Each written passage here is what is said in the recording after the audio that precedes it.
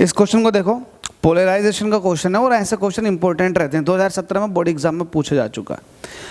आपसे कह रहा a transparent polaroid plate is placed on a similar plate such that the angle between the direction of the polarisation is 30 degree.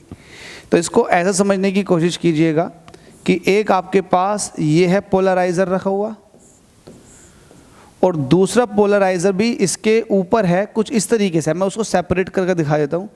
कुछ इस तरीके से है कि एंगल ऑफ पोलराइजेशन जो है, एंगल ऑफ पोलराइजेशन जो है वो 30 डिग्री है।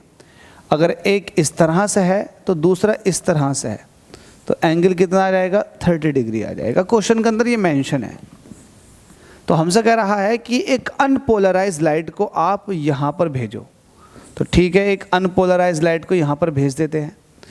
तो हमसे कह रहा है unpolarised light is incident on one plate, the ratio of intensities of emerging light to the incident unpolarised light is.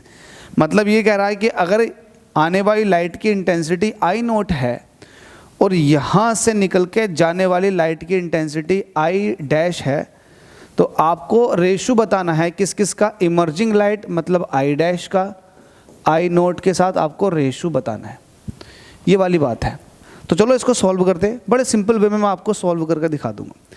अगर किसी पोलराइजर से कोई लाइट निकलती है तो इंटेंसिटी हाफ हो जाती है, आई नोट बाई 2। अगर आई नोट लाइट आ रही है तो ये पोलराइजर जो इंटेंसिटी बाहर निकालेगा वो निकालेगा आई नोट बाई 2। अब आई नोट बाई 2 जब इस वाले के अंदर को जाएगी तो इससे जो इंटेंसिटी हो जाएगी वो कुछ इस तरीके से हो जाएगी। कैसे हो जाएगी? आपको पता है निकलने वाली इंटेंसिटी आई डैश है, तो ये होता है आई नोट, क्योंकि यहाँ से सॉरी आई नोट नहीं आएगा, यहाँ से जो निकलने वाली इंटेंसिटी है इसको आप आई कह दो। आई नोट आ रही है, इसने आई निकाली और इसने आई डैश निकाली। तो ये जो इसके पास लाइट आ रही है वो तो आई इंटेंसिटी की आ रही है। अब ये भले ही अपने पास से जो आउटपुट दे वो आई डैश की फॉर्म में दे, लेकिन इसके पास जो आ रही है वो तो आई इंटेंसिटी की आ रही है। यस, तो I dash is equal to हो जाएगा आई और ये हो जाएगा कोस स्क्वायर थीटा। ठीक है, आई डैश ऐसे रहने दो और आई की वैल्यू जो है वो है आई नोट डिवाइडेड बाई 2 और ये हो जाएगा कोस स्क्वायर 30 डिग्री।